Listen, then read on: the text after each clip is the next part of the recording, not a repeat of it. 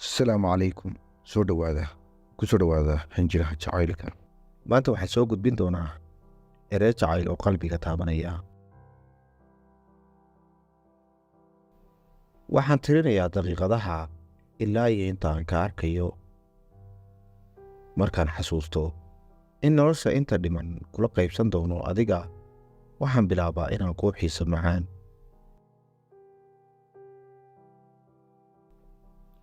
xabiibi, waxaad ii gelisay rajo horey inaan u socdo iyo inaan aamino maalinuun inaan midoobi doono, mar dambana kana dheeraan doonin.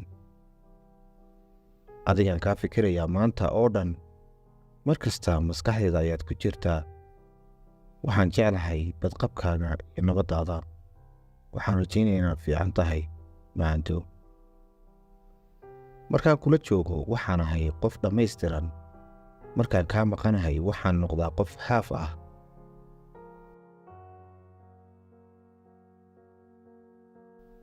markaan kaa fikirayo waxaan jeclaystaa inaan agtaada joogi lahaa xilligaas qaali.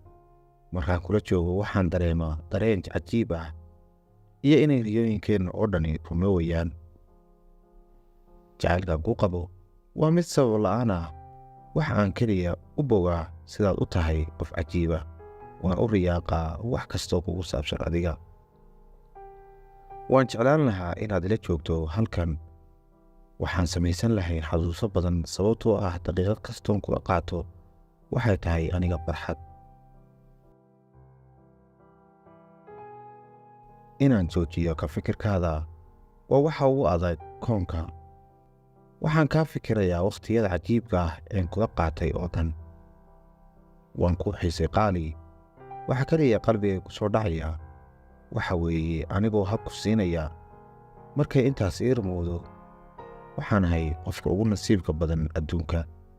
mar kasta oo aan ku eego waan farxaa, waana fekeraa, sababtoo ah ma samayn karin wax ka wanaagsan inaan ku helo adiga. waan ku jeclahay xabiibtii.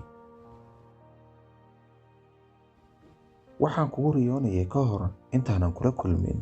aad ayaan hadda ugu faraxsanahay inaan ku helay gaaliso. wakhti kasta oo aan wax rajeeyo waxaan rajeeyaa inaan wadajir ahaano inta nolosheenna ka dhiman.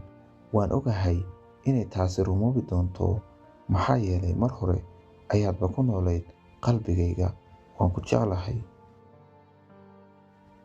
maadaama uu qof bini aadam ah noolaan karin hawo la'aan, anigana ma noolaan karo la'aanta. waan ku jeclaan doonaa intay naftu iga baxayso. kuma ballan qaadi karo inaan kula joogayo intaan noolahay, kumana siin karo dunida. magacaaga kuma qori karo cirka, balse waxaan kuu ballan qaadayaa inaan ku jeclaan doono oo aan daacad kuu ahaan doono intaan noolahay. waad ku mahadsan tahay sidaad ii garab istaagtay oo aad ii taageertay, xitaa marka ay dunida oo dhan iga soo horjeesatay. sannadahaasoo idil kadib waxaan ku faani karaa inaan ku dhaho gacaliso, waxaa tahay halyeeyadii.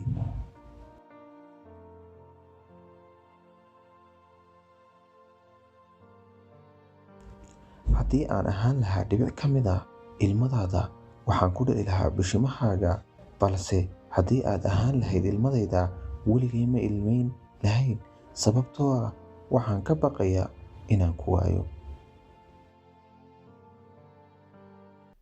noloshaydii qof walba oo xaggaaga damac ka soo gala hortiisa ayaan laabta kugu gashanayaa. maseerna igama aha, balse waxaan ogeysiinayaa inaanan aniga oo keliya ku leeyahay oo qof kale ku yeelan karin.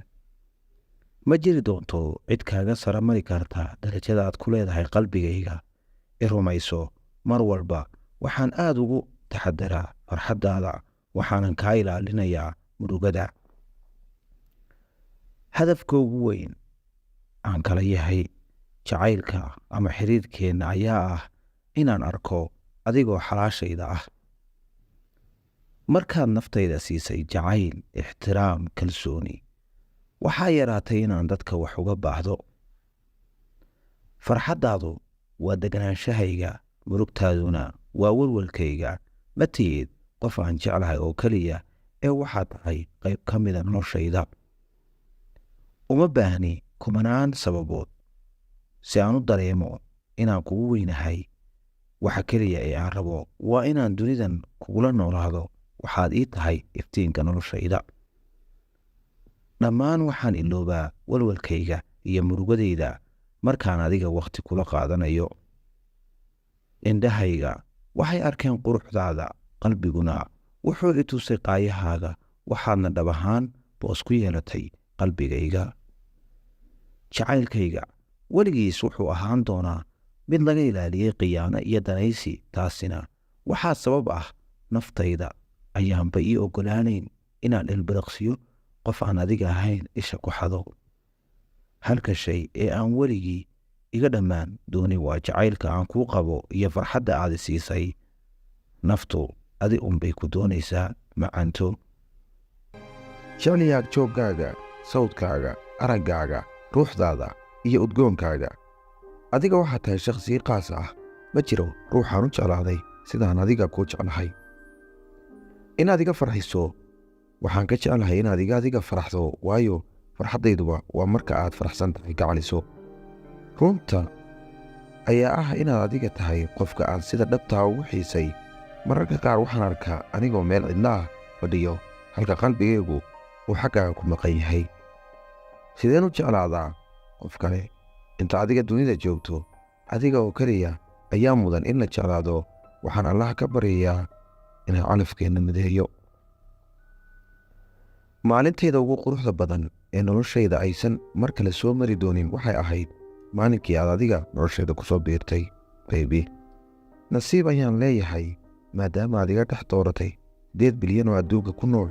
Waxaa igu ballan ah inaan kuu ilaashado xabiibtii.